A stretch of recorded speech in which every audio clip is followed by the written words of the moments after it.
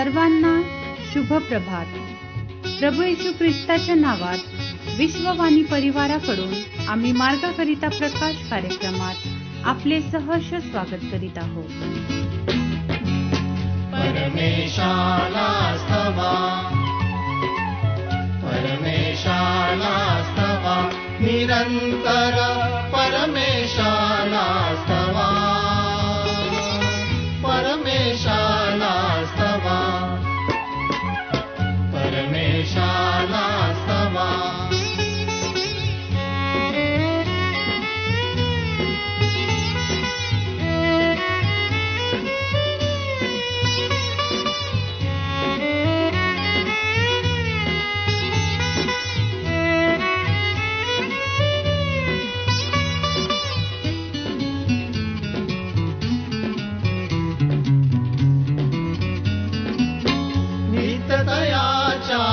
पवित्र स्थानी जाऊन त्याला स्तवा,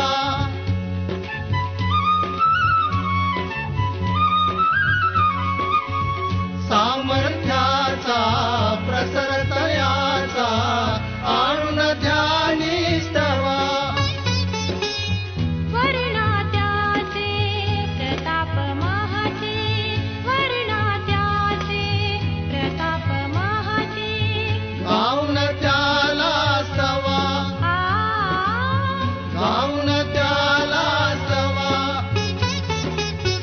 कर्णावीणा सतार घेऊन, कर्णावीणा सतार घेऊन, जगदीशाला स्तवा,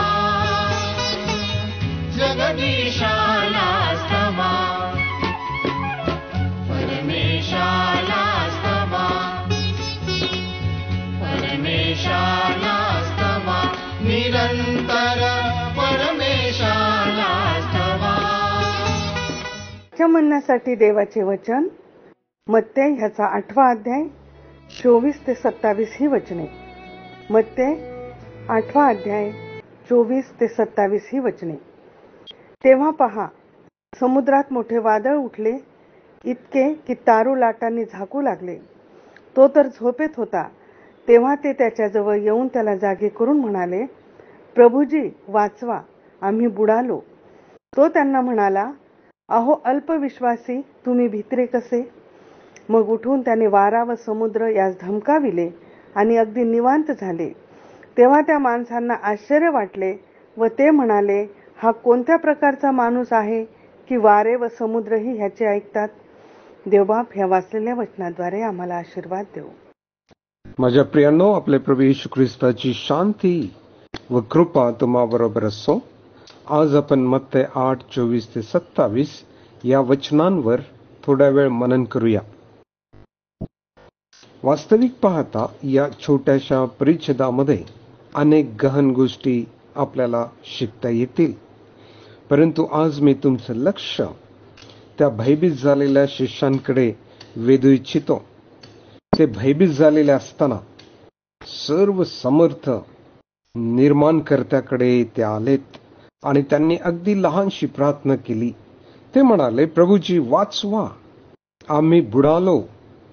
प्रियांनो, शिष्य आणि जीवनदाता जो आमचा तारणारा त्या तारवात स्वतः होता. म्हणून मला वाटत नाही की जे समुद्रात वादळ उठले आणि त्यामुळे ते तारू बुडाले असते. नाही, कारण या संपूर्ण विश्वाचा तुमचा आमचा उद्धारक परमेश्वर स्वतः त्या तारवात उपस्थित होता. तो जर त्या तारवात होता तर खरेच ते समुद्रात बुडाले असते काय? नाही प्रियांनो. खरे पाहता हे शिष्य ज्या समस्या, वादळ, लाटा ज्या चालू होत्या त्यांना पाहून शिष्य भयभीत झालेले होते. वास्तविक पाहता प्रभू येशू ख्रिस्ताचा संपूर्ण विश्वावर अधिकार आहे.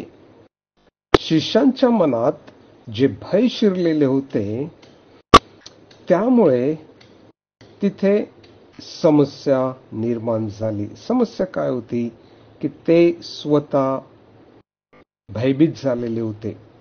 प्रियांनो, ज्यावेळी आमच्या अंतःकरणात भय असतं तेव्हा आमचा जो विश्वास तो नसतो. मग आम्ही आमच्या सभोवतालच्या सर्व ज्या काही समस्या आहेत त्यांना भीतो, अथवा येणारे जे वादळ आहेत त्याकडे आम्ही लक्ष लावतो आणि जो सर्व समर्थ परमेश्वर याच्या सामर्थ्यावर विश्वास ठेवत नाही. त्यामुळे घाबरलेल्या स्थितीमध्ये आपण असतो आणि त्यामुळे आपण परमेश्वराचे गौरव करीत नाही आणि त्याचे गौरव पाहत देखील नाही. प्रेषित पाऊल तिमोथेला 2 तिमोथी 1:7 मध्ये सांगतो की देवाने आपल्याला भित्रेपणाचा नव्हे तर सामर्थ्याचा, प्रीतीचा व संयमतेचा आत्मा दिलेला आहे.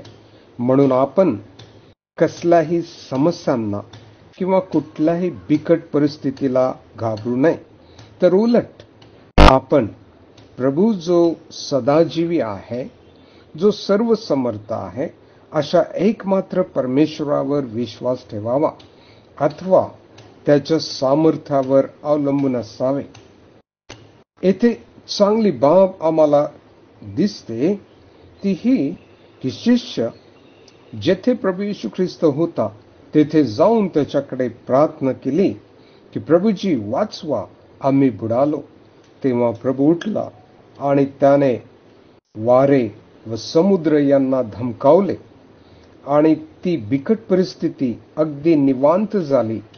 तेव्हा या प्रभू येशू ख्रिस्तावर आम्ही सर्वांनी विश्वास ठेवावा. आपण प्रार्थना करूया. हे सर्व समर्थ स्वर्गीय पित्या, तू आमच्या बरोबर नेहमी असतोस आणि तूच सर्व समर्थ आहेस. आमचा विश्वास मजबूत कर. आम्हाला भय आणि अल्पविश्वास यापासून तू दूर ठेव, यासाठी की आम्ही इब्री 11:6 प्रमाणे तुला संतोषू शकू आणि तू आहेस असा विश्वास आम्ही ठेवू शकू. आमचे सहाय्य कर. प्रभू येशू ख्रिस्ताच्या नावाने मागतो म्हणून तू ऐक. आमेन. प्रताप महाती गाऊन त्याला स्तवा, गाऊन त्याला स्तवा,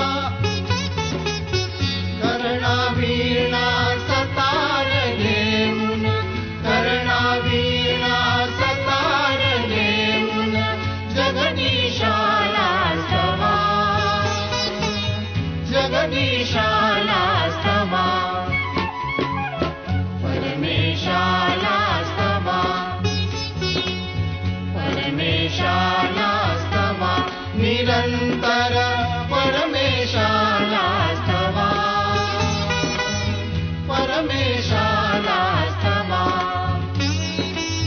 परमेशाला स्तवा. माझ्या दुःखात माझे सांत्वन हे आहे की तुझे वचन मला नवजीवन देते. आमचा टोल फ्री नंबर 1-800-2700-333.